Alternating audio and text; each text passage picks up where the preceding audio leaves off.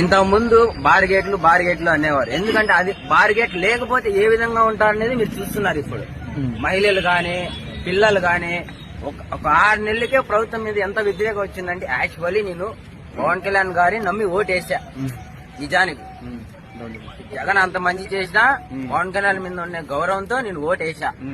కానీ ఆ ఓటేసినందుకు, ఆయన నమ్మినందుకు ఆయనకు డిప్యూటీ సీఎం పదవి ఇచ్చారు కరెక్టే. ఇచ్చినప్పుడు ప్రజల కోసం ఏమన్నా మాట్లాడాలి కదా.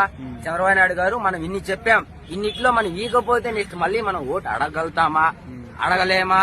ఇంతకుముందు కనీసం వైఎస్ఆర్సీపీ పార్టీ అన్న ఇంటింటివి గడప గడప కార్యక్రమం అన్న చేశారు. కొంచెం వ్యతిరేకత వచ్చింది.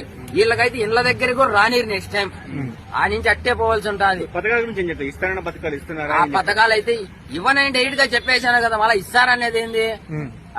గ్యాస్ సిలిండర్లు డబ్బు ఎన్నికేస్తామని చెప్పినారు. 4 శాంక్షన్ అయితే 1